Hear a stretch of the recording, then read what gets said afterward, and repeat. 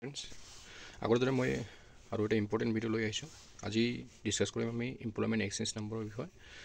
Actually employment exchange নাম্বাৰটো আপোনালোকে জানে যে অসমৰ যিকোনো চাৰ্কুলত যদি আপোনালোকে এপ্লাই কৰিছে, গ্ৰেড 3 গ্ৰেড 4 হওক বা আগতীয়াকৈ যিবোৰ ভাই ভণ্টিয়ে জব কৰি আছে আৰু সিহঁতে ভাবি আছে যে ইয়াতকৈ বেটাৰ জব এটা লাগে, চাই গ্ৰেড 3 গ্ৰেড 4 হওক আৰু অসমৰ যিকোনো এডভাৰটাইজমেণ্টৰ আধাৰত চাকৰি হওক, তো ইহঁতক যিটো এমপ্লয়মেণ্ট এক্সচেঞ্জ কাৰ্ডখন আছে ৰেজিষ্ট্ৰেশ্যন কৰিব লাগিব। মই বিশেষকৈ আজি এইটো কথাই ক'ম, যিহঁতে গ্ৰেড 3 গ্ৰেড 4 কাৰণে এপ্লাই কৰিছে, এমপ্লয়মেণ্ট ৰেজিষ্ট্ৰেশ্যন কাৰ্ডখন বনাইছে, সিহঁতক এটা টাইম দিয়া হৈছে যে ফেব্ৰুৱাৰী 29 তাৰিখৰ ভিতৰত আপোনালোকৰ এমপ্লয়মেণ্ট এক্সচেঞ্জ কাৰ্ডখন ৰেজিষ্ট্ৰেশ্যন কৰি ল'ব, অৰ্থাৎ আপগ্ৰেড কৰি ল'ব। একচুৱেলি এক্সচেঞ্জ নাম্বাৰখন হয় কি? বন্ধুসকল, আপোনালোকে যদি অসমত এপ্লাই কৰিম ভাবি আছে, অসমত চাকৰি লাগে বুলি ভাবি আছে, তেন্তে অসমৰ এটা পৰ্টেল আছে, ইয়াত আপোনাৰ ৰেজিষ্ট্ৰেশ্যন কৰা হ'ব লাগিব। মানে ইয়াত আপোনাৰ যিখিনি ডিটেইলছ আছে, কোৱালিফিকেশ্যন, আপোনাৰ permanent address, identity proof, photo দিব লাগিব। তো যি হওক, ইয়াত আপুনি তিনিটা অপশ্যন দেখিবলৈ পাইছে। এটা হ'ল অনলাইন এমপ্লয়মেণ্ট এক্সচেঞ্জ ৰেজিষ্ট্ৰেশ্যন, যিটো আপোনাক হয়তো এতিয়া নালাগে, আৰু ৰিনিউৱেল এমপ্লয়মেণ্ট এক্সচেঞ্জ ৰেজিষ্ট্ৰেশ্যন, এইটো হয় যিহঁতৰ টাইমটো অভাৰ হৈ গৈছে, সিহঁতে কৰিব পাৰিব। আৰু এটা হ'ল ৰেজিষ্ট্ৰেশ্যন অফ এমপ্লয়মেণ্ট এক্সচেঞ্জ ঠিক আছে, এইটো হ'ল মষ্ট ইম্পৰ্টেণ্ট। এইটো মই আপোনাক ক'লোঁ কাক কাক কৰিব লাগিব। এতিয়া কথা হ'ল আপোনালোকে কৰিব কেনেকৈ। বন্ধুসকল, ভিডিঅ'টো আপোনালোকে কমপ্লিট চায়, তেন্তে আপুনি আপোনাৰ মোবাইলৰ জৰিয়তে কৰিব পাৰিব কেনেকৈ কৰিব লাগিব। তেন্তে ক্লিক হেয়াৰ যিটো আছে, ক্লিক হেয়াৰত আপোনাক ক্লিক কৰিব লাগিব। এই লিংকটো ক'ত পাব? ভিডিঅ' ডিছক্ৰিপশ্যনত দিয়া আছে, তাৰ পৰা ক্লিক কৰি আপোনালোকে ইয়াত যাব পাৰিব। ঠিক আছে, তো ইয়াত ক্লিক কৰি দিওঁ। ইয়াত ক্লিক কৰাৰ লগে লগে যিটো অসমৰ অফিচিয়েল পৰ্টেল আছে, যিটো সেৱা সেতু, এই লিংকখন খোল খাব। এই লিংকখন খোল খোৱাৰ লগে লগে আপোনালোকে এটা ছাইট দেখিবলৈ পাব, য'ত কৈছে যে apply with Aadhaar card recommended আৰু এপ্লাই উইদাউট আধাৰ। ঠিক আছে, মই আপোনাক ছাজেষ্ট কৰিম, আপোনাৰ যদি আধাৰ কাৰ্ডখন আছে তেন্তে আধাৰ কাৰ্ডখন দি আপুনি ইয়াত এপ্লাই কৰিব। ঠিক আছে, তেন্তে আপুনি ইয়াত যিটো এপ্লাই দিয়া আছে তাত আপোনাক ক্লিক কৰিব লাগিব। ইয়াত যদি আপুনি ক্লিক কৰিলে আকৌ এখন নতুন পেজ খোল খাব। ইয়াত আপুনি দেখিব যে এটা চিটিজেন PFC CSC অফিচিয়েল।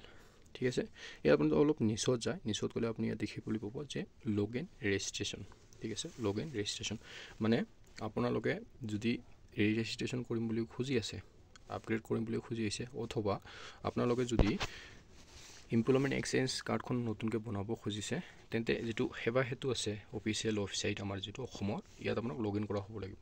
ইয়াত লগ ইন কৰিলে কি হ'ব, আপুনি যদি ইয়াত ক্লিক কৰে,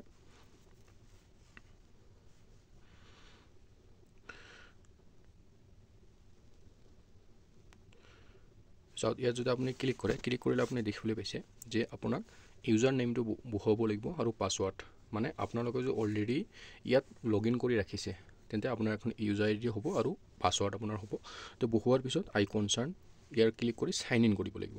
ঠিক আছে, আপোনাৰ যদি আছে, অথবা আপুনি মোবাইল নাম্বাৰ দিও ইয়াত লগ ইন কৰিব পাৰে। আপোনাৰ মোবাইল নম্বৰ আৰু পাছৱাৰ্ড দি আই কনচাৰ্ণটো কৰি লগ ইন কৰিব পাৰিব। ঠিক আছে, এইটো হ'ল 1 নম্বৰ কথা, মনত ৰাখিব। এতিয়া কথা হৈছে, আপোনালোকৰ যদি ইয়াত কোনো ৰেজিষ্ট্ৰেশ্যন কৰা নাই, সেৱা সেতুত যদি আপোনালোকে এতিয়াও ৰেজিষ্ট্ৰেশ্যন কৰা নাই, আপোনাৰ পাছৱাৰ্ড ক্ৰিয়েট কৰা নাই, তেন্তে আপোনাৰ এইখন খোল নাখাব। তেন্তে আপুনি কি কৰিব, নিউ ইউজাৰ যিটো আছে ইয়াত দেখিবলৈ পাইছে যে নিউ ইউজাৰ বুলি এটা শব্দ আপুনি দেখিবলৈ পাইছে তলত। তেন্তে আপোনাক কি কৰিব লাগিব, নিউ ইউজাৰত আপোনাক ক্লিক কৰিব লাগিব। নিউ ইউজাৰত যদি আপোনালোকে ক্লিক কৰিলে আপুনি দেখিবলৈ পাইছে ইয়াত আপোনাৰ এখন নতুন পেজ আকৌ খোল খাব, য'ত আপোনাৰ mobile number, first mobile number বহুৱাই আপোনাৰ জেনেৰেট OTP কৰিব লাগিব। OTP আহিব, OTP অহাৰ পিছত আপোনালোকে OTPটো বহুৱাৰ পিছত গিভেন নেম, আপোনাৰ নাম বহুৱাব, ইউজাৰ নেম আপোনাৰ বহুৱাব, পাছৱাৰ্ড ক্ৰিয়েট কৰিব। ঠিক আছে, তাৰপিছত আকৌ আপোনাক কৈছে যিটো পাছৱাৰ্ড যিটো কনফাৰ্ম কৰিব লাগিব, জেণ্ডাৰ আপোনাৰ বহুৱাব লাগিব, ডেট অফ বাৰ্থখন বহুৱাব লাগিব, পাৰ্চনেল মেছেজ যিটো আছে ইয়াত বহুৱাব লাগিব। পাৰ্চনেল মেছেজ বুলি আপোনাক এটা কথা কওঁ, ইয়াত পাৰ্চনেল মেছেজ বুলি হয়, কিছুমানে আছে পাৰ্চনেল মেছেজ লৈ কনফিউজ হৈ যাব। পাৰ্চনেল মেছেজ বুলি কথা ক'লে ইয়াত আপোনাৰ ছাজেষ্ট দিব লাগিব কেনেকুৱা, বহুতে ক'ব পাৰে বহুত ভাল, বহুত স্পীড আছে, মানে সেৱা সেতুটো হৈ বহুত ভাল আছে, এনেকুৱা ধৰণৰ আপোনাৰ পাৰ্চনেল অপিনিয়ন দিব পাৰিব। তাৰপিছত কথা এটা কৈছে যে ইয়াত এটা অংক দি আছে, মানে কেপচা, আজিকালি কেপচা অংক দি আছে, এইটো আপুনি মাইনাছ হ'ব পাৰে, প্লাছ হ'ব পাৰে, ডিভাইড হ'ব পাৰে, এইটো বহুৱাই দিব।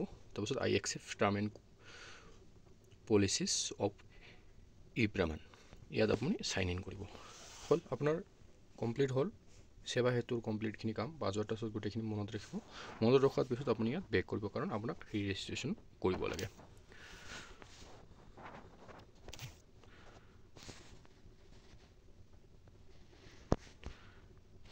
ঠিক আছে তেন্তে আকৌ আপুনি বেক কৰিলে বেক কৰি আহি আপুনি এটি ইউজাৰ নেম আপোনাৰ পাছৱৰ্ড পুহ হ'ব পাৰে ঠিক আছে আপুনি মোবাইল নম্বৰ দি পুহিব পাৰে মই আপোনাক ক'লোঁ মোবাইল নম্বৰৰ জৰিয়তে আপুনি পঢ়িব পাৰে ইয়াত যদি আদাৰ্ছখিনি চাওঁ হ'ব পাৰে আপোনাৰ মোবাইল নম্বৰো মনত নাই আৰু ৰেজিষ্ট্ৰেশ্যন নম্বৰ মনত নাই তেন্তে আপুনি কি কৰিব আদাৰ্ছত আহিলে আধাৰ কাৰ্ড আপোনাৰ নম্বৰটো বহুৱাব এণ্টাৰ ID নম্বৰ আপোনাৰ বহুৱাব আৰু পাছৱৰ্ড বহুৱাৰ পিছত আপুনি ৰেজিষ্ট্ৰেশ্যনৰ যিটো প্ৰচেছ সেইখিনি কৰিব পাৰিব ঠিক আছে এতিয়া আমি যদি চাওঁ ইউজাৰ নেম দি চাওঁ ইউজাৰ নেম এতিয়া বাই চান্স এনেকুৱা হ'ব পাৰে যে আপোনাৰ ৰেজিষ্ট্ৰেশ্যন কাৰ্ডখন যে বনাইছে ইয়াৰ এপ্লাইড যিটো কপি এখন পোৱা যায় কপিখন হেৰুৱাইছে বা আপোনাৰ মনত নাই তেন্তে আপুনি কি কৰিব ফৰগট পাছৱৰ্ড যিটো দিয়া আছে ফৰগট পাছৱৰ্ডৰ জৰিয়তে আপুনি ইয়াত যিখিনি প্ৰচেছ আছে এইখিনি প্ৰচেছ আপুনি কৰিব পাৰে এতিয়া যদি আমি ফৰগট পাছৱৰ্ড কৰিলে আপুনি ইয়াত দেখি ওলাইছে ইউজাৰ নেম আপুনি ইয়াত বহুৱাব এণ্টাৰ ID নম্বৰ আপোনাৰ বহুৱাব ডেট অফ বাৰ্থ বহুৱাব আৰু কেপচাখিনি ইয়াত ফিল কৰি দিব ঠিক আছে ফিল কৰি দিয়াৰ পাছত আপোনাৰ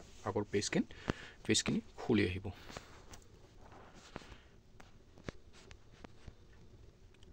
এটা কথা হ'ল বন্ধু বান্ধৱীসকল যে আপুনি এনেকৈ প্ৰচেছত আপোনাৰ এমপ্লয়মেণ্ট এক্সচেঞ্জ আইডিখন ৰেজিষ্ট্ৰেশ্যন আৰু আপগ্ৰেড কৰিব পাৰিব আপগ্ৰেডৰ কথাটো হ'ল যে আপোনাৰ যিমানখিনি কোৱালিফিকেশ্যন ইয়া আপোনাৰ পাৰ্চনেল এড্ৰেছখিনি ফিল কৰিছে এইখিনি কনফাৰ্ম কৰিব লাগে বা এনেকুৱা হ'ব পাৰে যে মই হাই ছেকেণ্ডেৰী কৰি আছিলোঁ এতিয়া হয়তো এই বছৰত কাৰণ এমপ্লয়মেণ্ট এক্সচেঞ্জ চাৰ্টিফিকেটখনৰ এখন ভেলিডিটি টাইম থাকে তো এই ভেলিডিটি টাইমৰ ভিতৰত কিছুমানে হৈছে গ্ৰেজুৱেশ্যন কৰি আছে লাষ্ট ইয়াৰত এমপ্লয়মেণ্ট এক্সচেঞ্জ চাৰ্টিফিকেটখন বনাইছে অৰ্থাৎ হাই ছেকেণ্ডেৰী দি বনালে এতিয়া ইয়াৰ গ্ৰেজুৱেশ্যন কমপ্লিট হ'লে আৰু এইখিনি আপগ্ৰেড কৰিব লাগে যে এমপ্লয়মেণ্ট এক্সচেঞ্জ চাৰ্টিফিকেটখনত এতিয়া লাষ্ট যিটো ইয়াৰ কোৱালিফিকেশ্যন আছে কোৱালিফিকেশ্যনটো বহিব লাগে ইমানে আছিল এতিয়া কথা হ'ল আপোনালোকে যদি নকৰে আপগ্ৰেড নকৰে বা ৰেজিষ্ট্ৰেশ্যন নকৰে এইটো আমাৰ তৰফৰ পৰা কোনো কথা নহয় এইটো অসম চৰকাৰৰ অফিচিয়েল এনাউন্স এডভাৰটাইজমেণ্ট নোটিছ দিয়া হৈছে আপোনালোকক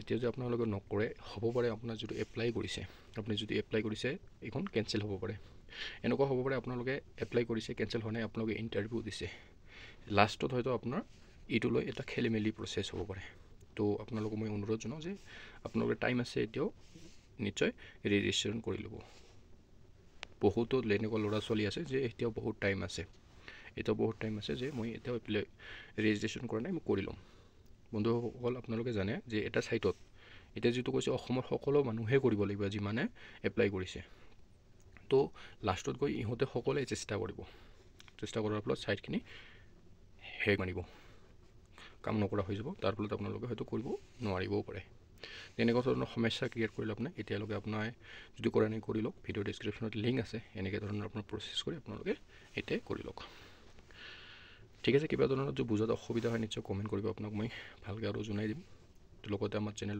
ডিফেন্স আছামটো ছাবস্ক্ৰাইব কৰি ৰাখিব কাৰণ এনেকুৱা ধৰণৰ ভিডিঅ'ৰ লগতে ইয়াত এডুকেশ্যনেল ভিডিঅ' আপোনালোকে পাব কাৰণ গ্ৰেড 3 গ্ৰেড 4 কাৰণে কুৱেশ্যন প্ৰভাইড কৰিছোঁ SSCৰ কাৰণে যিহঁতে বন্ধু বান্ধৱী SSCৰ কাৰণে প্ৰিপাৰেশ্যন কৰিছে সিহঁতৰ কাৰণে খুবেই ভাল খবৰ যে ইয়াত বিভিন্ন ধৰণৰ ভিডিঅ' প্ৰিভিয়াছ ইয়াৰ কুৱেশ্যন ইয়াত ডিছকাশ্যন হৈয়ে আছে তো আজিলৈ ইমানে আকৌ দেখ পাম আকৌ ইম্পৰ্টেণ্ট ভিডিঅ' লৈ আহিম জয় হিন্দ জয় অসম